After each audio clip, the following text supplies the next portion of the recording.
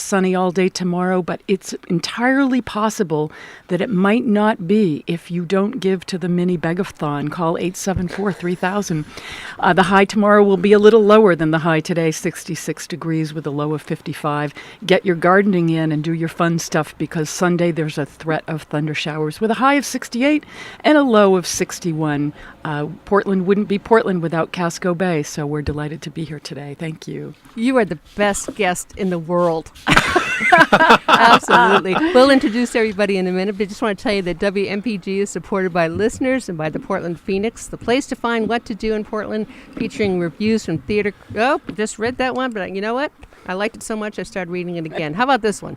WMPG is on the air thanks to donations from our listeners and through grant support from the Corporation for Public Broadcasting. The CPB promotes the growth and development of public media in communities throughout America. Online at cpb.org. Well, the phones are not exactly ringing, so we need to give the number again, 874-3000. We need to tell you that Nonprofit Insider, with starring David Unger, is one of many public affairs shows that are on WMBG in addition to the music, and we have all kinds of stuff. David, besides your show, what's your favorite show on MPG? Let me think. I think it's Morning Street. Oh, well, gee, David, I really, I'm taken aback by that. Thank you ever so much. I mean, you only have 3 listeners. Yeah. Ouch. Yeah, I know, honestly. Thank you. It's 6:30 in the morning. Well, geez, 874-3000. Please ignore what David just said and call 874-3000. If you want to drop by and have some pizza with us, there's pizza, and there are bagels, and there are lovely people out front who want to take your call. All kidding aside, Morning Street is a great show. Yeah, too late, David. Okay. 874-3000. And how about we get to the music and get on with your show? That sounds like a plan.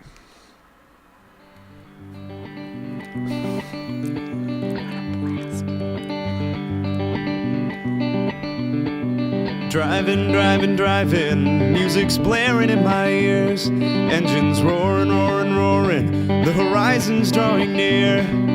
Pedal to the floor, no more feet in the door. Gonna drive right out of this bitter night. I'm a constant seeker in converse sneak. Welcome to Nonprofit Insider. I feel like I've been on the air for half an hour already. My name is David Unger, and I'm pleased to be hosting a show with executive directors and key people of local nonprofits. I myself have worked in the nonprofit world for over 30 years. In those years, I've realized that the majority of the community does not know about the organizations that provide critical services and benefits to our community that we sometimes take for granted. Nonprofit Insider is a chance to hear about the organizations that touch so many in our community. The opinions expressed on Nonprofit Insider are not necessarily those of WMPG, its staff and underwriters, or of USM. In case anybody's interested, Frankie's going to Nantucket this weekend, so it's his last hurrah. And so we're excited, and hopefully it'll be nice out there, and he'll have a good time. So today we have Kathy Ramsdell. Kathy's the Executive Director of Friends of Casco Bay. Hi, Kathy. Hi, how are you? Good, how are you? Good, I'm happy to be here. Oh, it's great having you here. It seems like you've already been on the show for a while. Hey, anybody who asks me to do the weather, I mean, that's my fantasy, to be a meteorologist someday, so that was great. Well, good. So do you want to do it again? No, that's okay. Okay, I just thought I'd ask. So, Friends of Casco Bay, I happen to know the importance of it, and a few people do know the importance of it, but I'm sure a lot of people really don't know the extent of the work that you do. What is Friends of Casco Bay? Well, we're an organization that's been around for about 26 years, looking at the health of the water quality in the Bay. And we do a lot of science, and we involve community members in doing that science, a lot of citizen volunteer scientists who we train to work with us, collecting data on the Bay. And using that scientific basis, we educate and advocate for improvements to water quality in the Bay. This bay belongs to all of us. We're just out there trying to take care of it on behalf of the community. It's a beautiful place, and we really think Casco Bay totally defines the landscape here. This wouldn't be this place without the bay. Oh, no question about that. So you've been with the Friends of Casco Bay for about 12 years now? Yes. That's a long time. It's a long time. I thought I'd be there for 2 or 3 years, and it really stuck. I have training as a marine ecologist an evolutionary behavioral biologist and as a certified public accountant. So it's a nice toolkit that I brought to the table, and I started working with an incredible staff, and my keel just got deeper and deeper, and I stayed put. So, in the 12 years, if you had to point out one aha moment that really made a difference to you in your work, or something that happened while you were working, what would that be? That's a great question. Speaking as an executive director now, I think my aha moment was at a point where I could transition from having to prove myself and make sure I was thinking ahead and I was on top of everything, to a point where the most important thing I could do was just listen to people and have them start working through approaches and strategies, both at the board level and the staff level. And then I could jump in at a late moment and help fine-tune and then set to executing. And the facilitate. ideas. And facilitating, yeah. And that was a real transition for me. It was a real moment of professional growth for me, too, where I went, I don't have to have all the answers anymore. Huh. Yeah. That most executive directors go through that, and it feels good to be able to reach that when you can just kind of sit back and watch it. Yeah, you know these jobs, David. You've worked in this sector for a long time, and we're often juggling plates like those old vaudeville guys, Right. Spinning plates. There's a lot of fear in, what if one drops? And I don't want to tell anyone that I'm tired of spinning all these plates, and I don't want to ask for help. And that's the craziest thing in the world. We have to get that fear behind us and really absolutely. delegate and ask for help. And as I say to staff, when we have a faux pas or we do something wrong, that's an opportunity to go deep in our relationship, with a donor or someone in the community and be human. So we can't be perfect all the time. Now, I usually ask this question towards the end of the interview, but I think based on the work that you do, I'd like to ask it now. What happens if you close your doors tomorrow? Well, that's a terrible thing to think about. And that's an important question because a lot of nonprofits have been closing their doors. We just heard about the Salt Institute this week, for instance. It would mean that we wouldn't have a group that was watchdogging for the health of the Bay. And that would be a problem for a number of reasons. We're trying to educate the community about small changes in your lifestyle that you can make that will help the Bay. Most of the discharges into the Bay have permits around them now. And while we'd like to watchdog that permitting process, there is governmental oversight to some degree. Most of the threats to the health of the Bay at this point are not as pointable as we'd say point source. They're non-point source. It happens when it rains. And then everything that we have on the landscape, on our roofs, in our driveways, in the parking lots, all washes off into the streams and rivers and ultimately into the Bay. So if we can't be aware of what we're doing in our yards and on our properties, and that education process is not happening, we're likely to see worsening conditions in the Bay from too much nitrogen and other sources of pollution and acidification. What can an individual do who's just living in a house not even near the Bay?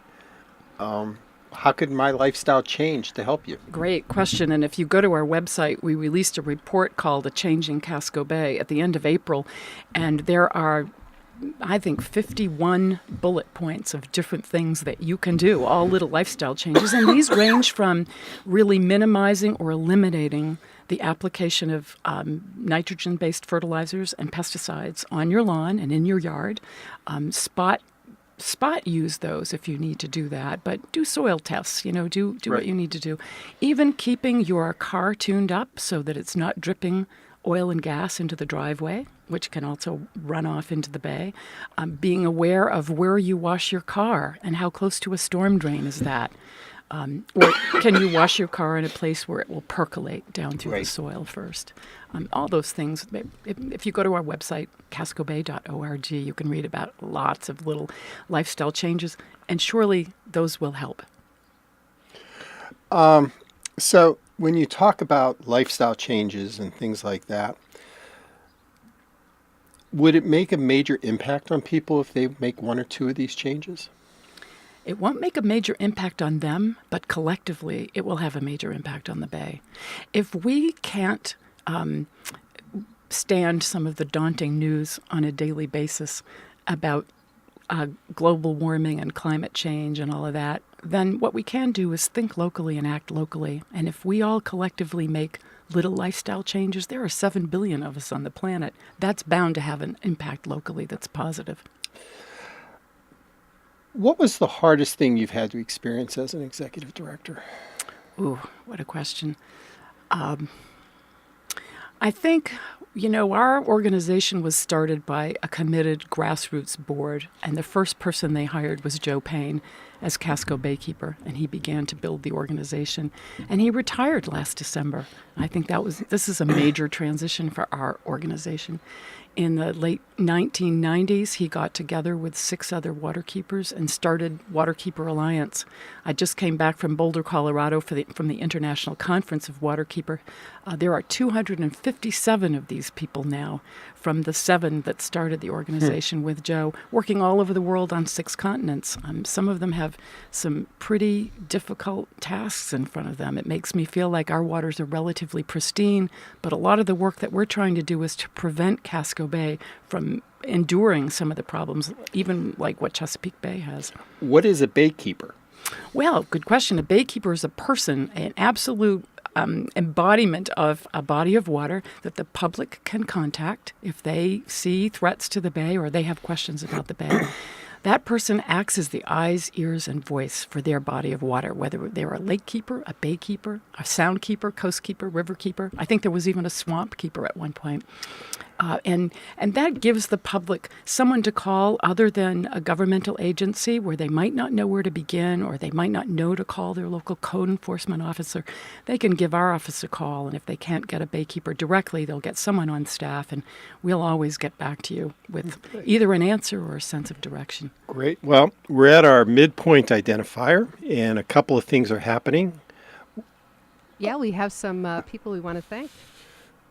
Chris in Cumberland and Deb in South Portland. Whoa. I know. So thank you for calling 874-3000. Please do it again. Do some more. Yes, please. 874-3000. We're begging you. We're begging you. This is the time where we give our trivia question. Uh-oh. And I do have to admit that in light of Begathon, this is probably the lowest of lowest trivia questions I could probably come up with. So I'm giving you forewarning, and don't laugh or throw anything at me after I give. The question will be okay. It's the answer that'll throw you off a little bit. So I'm going to give you the question, give you some time to think about it. We'll go to our midpoint identifier. Then you give me the answer. You ready? Oh, as ready as I'll ever be. Okay. What happened in Casco Bay the weekend of May 23rd this year? This is Nonprofit Insider. My name is David Unger, and you're listening to listener-supported radio on WMPG 90.9 and 104.1 FM, community radio of Southern Maine and Eastern New Hampshire. Today we have Kathy Ramsdell. Kathy's the Executive Director of the Friends of Casco Bay. So, Kathy, what happened in Casco Bay the weekend of May 23rd this year? The tide came in and the tide went out. I don't know. Well, according to the Portland Press Herald, on 5/20/15, the first ice cream boat was launched. Ashley Rutherfield started her own business stocking her 20-foot Mako with Italian ice cream cups, Snickers and Twix ice cream bars, Freeze Pops, ice cream sandwiches, and similar treats. You would think I would have remembered that because I did a 5-year stint with Haagen-Dazs back in the 1980s, so I can't believe I didn't remember the exact date of her launch. That's so great. Yeah, so I was actually looking to see how many gallons of water there were in Casco Bay, and I couldn't get any answer on that one. If you call our office, I think we have an estimate of that somewhere. But again, it depends on the tide. Okay. Well, okay, so maybe that question wasn't as bad as I thought it was going to be. That was great. So you do nonprofit consulting. You have been a consultant. You've been Yes. around the nonprofit world for almost as long as I have, from the sounds of it. What would you see the one of the largest issues facing nonprofits today? Good question. I think 2 things. One, quickly, I have a colleague who's fond of saying nonprofits play a role in this state that county government plays in the Midwest and the West. We don't have county government playing quite the same role, so we have dozens and dozens and dozens of nonprofits, probably too many. I think the biggest challenge facing us is that people get into this work very well intended. There's a gap that needs to be bridged in our community in some way, and somebody sees that and they create the mission, they create the organization. If people start a company, we expect them to have some business acumen, right? We expect them to know how to run a company. These nonprofits not only have to know how to run a company, but they have to be able to do it without the profit motive, right? Without the cost-benefit relationship they have with the public. And they often are ill-equipped, really. Their toolbox is not as robust as it needs to be in terms of their skill set. So let's talk about financial management as one example of that, because I have expertise in that. Would you see financial management as being one of the gaps in nonprofit leadership training? I think it's one of the biggest, and anybody who knows me knows that I deliver a lot of content for the Maine Association of Nonprofits, for instance, in this realm. I think it's one of the most important things to have in your toolbox because it's about your credibility. If you know how to talk about money, it makes a big difference. So even if you're delivering bad financial news, at least you won't get caught 6 months later saying, I didn't see it coming because I didn't know how to read the balance sheet and our books aren't kept well. So nonprofits have additional financial management challenges because of the ways we have to track restricted money that's given to us, restricted contributions. Can you explain that a little bit for people who may not know? Yeah, nonprofits do some fee-for-service work. Many of them do, and some of them sell merchandise. But what's unique about most nonprofits is that we are getting contributed income. People make gifts to us, and they get charitable deductions for that. And by people, I mean individuals, corporations, foundations, other nonprofits are gifting money to us. If they gift that money to us and it has a restricted intent, it can only be used for a certain purpose, then we are required to track those funds particularly carefully to make sure that we're doing what the donor intended us to do with those funds. Often those funds don't fit our fiscal year. They'll overlap from one year to the next. So we have to do a lot of special tracking of money. In addition, if groups are getting money from the state under particular contracts, for instance, and particularly in the health and human resources end of things, to the penny, they need to be able to track those funds. And there just is not adequate training resources out there, given the number of nonprofits that we have, to help people really know how to do this. So there's a lot of fear and anxiety, and rightly so. So when you talk about nonprofits needing money, how much do you have to raise every year? Well, our budget at Friends of Casco Bay, before all the in-kind stuff that we raise, will be about $850,000 this year. And we raise that from all kinds of sources. We've got lots of legs on the stool, as we like to say, which is good because it makes it stable if there's a little bit of faultiness. You know, when the recession hit, our board treasurer at that time came up with the phrase, flat is the new up. Right. So if you could hold your own, you were doing pretty well. And having a diverse series of revenue and income sources is really helpful. We're fortunate that way, but we work hard at it. But I see so many nonprofits in my travels who don't follow that philosophy, who rely so much either on grants or events or individual contributions rather than having a multifaceted approach to the development plan.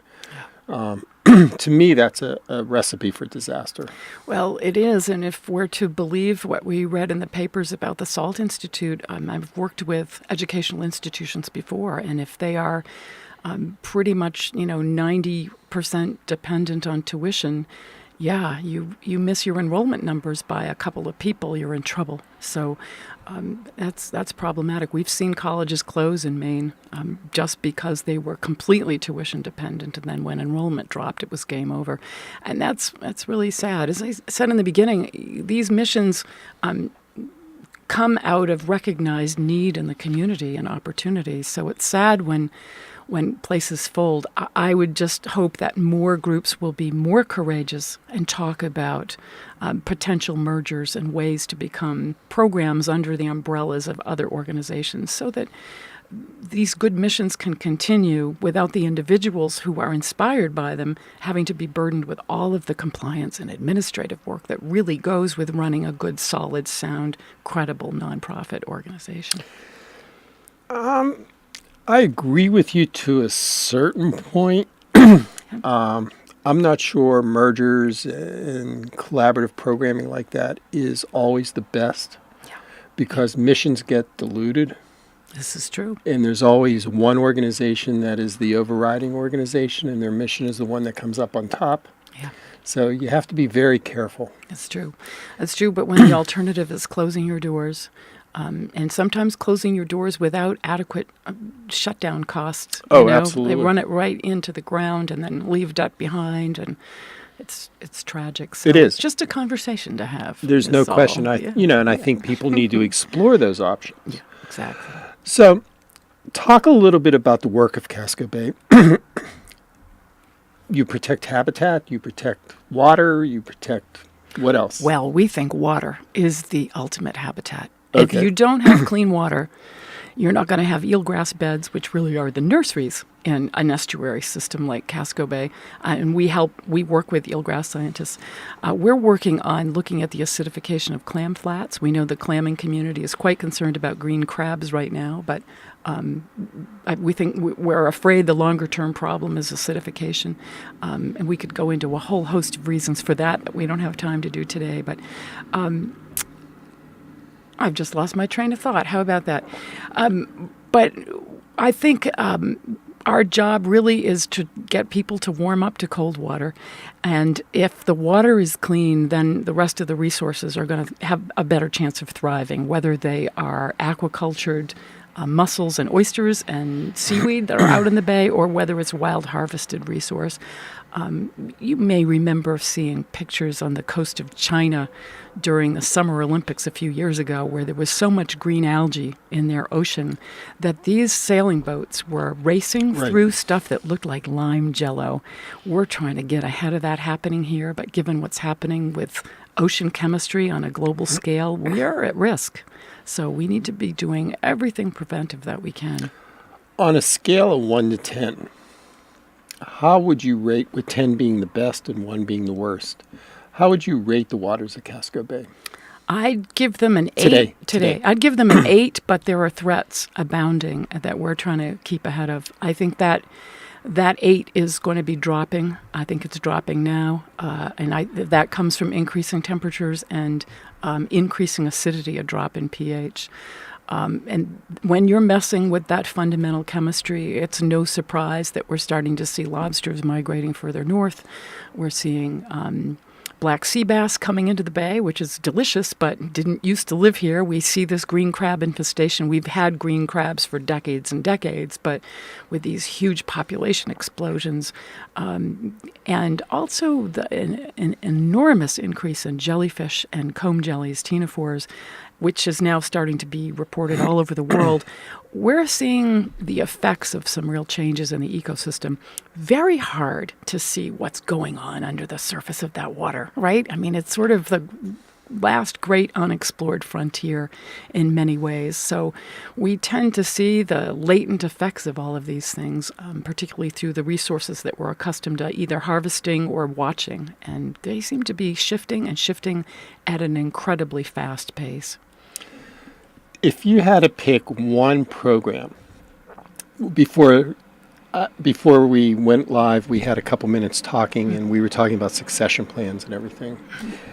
If you had to pick one program that you would be able to hang your hat on, as when the time is coming for you, or I'm not advocating that, but when the time comes for you to move on or whatever, what would that be right now?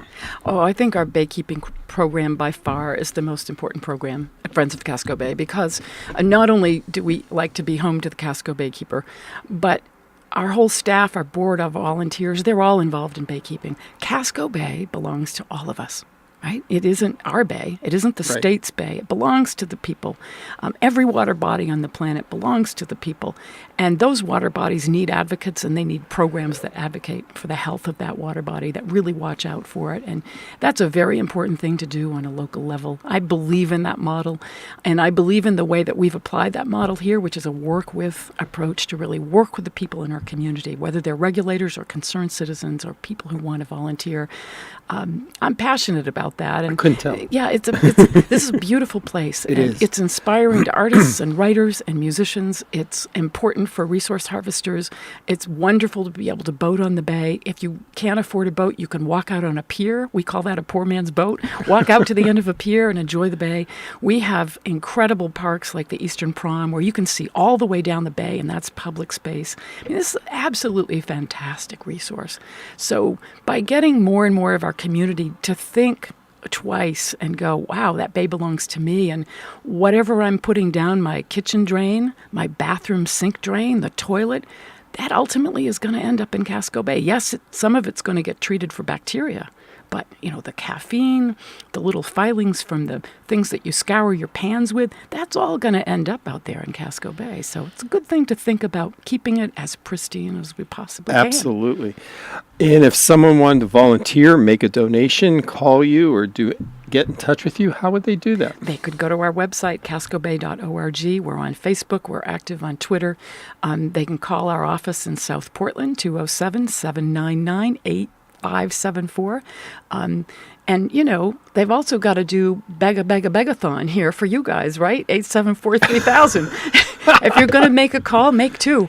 I love you. Will you please come back again? I'd love to. 874-3000. We're fortunate, aren't we? There are so many ways that people can spend their money and give their money away. And we're really fortunate when people decide to open up their checkbooks, right? And make a contribution. That's what gets us through the year and allows us to do what we do in our community. It's really important, but we're very grateful for that. Right? And if everybody would just dig in a little bit and make some contribution, our community would be that much of a greater place. It's just like those little lifestyle changes that you can make that will improve the health of the bay. It's the Right. same thing. These things add up. And as a fundraiser, I always say it's not necessarily the quality, it's not necessarily the size of the gift, That's right. but it's the gift of value that you can make an impact, even though no matter how small the gift is. Yeah, it feels good to give. It does. Doesn't it? It does. Well, I would love to be able to say other people's names with Chris in Cumberland and Deb in South Portland who have given to Nonprofit Insider or just to the station in general. What's that number, David? Do you know? 874-3000. Begathon. 874-3000. There you go. WMPG. 874-3000. We'd love to get another call before we say goodbye and make way for Zvuky Rusi, music from Mother Russia and neighboring countries. Countries. So, before we wrap up, do you have any questions for me? Will you please attend our Wild and Scenic Film Festival on November 7th right here, right next door at USM at Hannaford Hall. This will be the 8th year we'll have done the Wild and Scenic Film Festival. It's a blast. I think tickets are already on sale. It's a good time. I hope that you will come. Will you come? Absolutely. Be our guest. We'll get you a Absolutely. ticket. Sounds like a plan. Great. So, thank you for being on the show. This was a great half hour. I hope everybody got a little bit out of it, and it's still not too late to call 874-3000 and, help us out in any manner, shape, or form you can. Next week, we have Delilah Popor. Delilah is the executive director of the Heart of Biddeford. The music appears courtesy of Mike Hubbard. You can find Mike's music on www.michaelhubbardmusic.com. Check out Mike's website to see where he's playing this weekend. Thanks to Deb Danger, NPI's executive engineer. You can catch Deb on Morning Street Fridays at 6:30 a.m., and she is the one who really runs this show. If you know of a nonprofit that should be on the show, please email me at npi@davidunger.net. We are now on Facebook, and past shows are archived at www.tcmgr.com, NP Insider tab. That number again is 874-3000. It was 874-3000. 874-3000. And we'd love for you to call. Thanks so much for listening, and stay tuned for Zvuky Rusi. Thank you. Bye.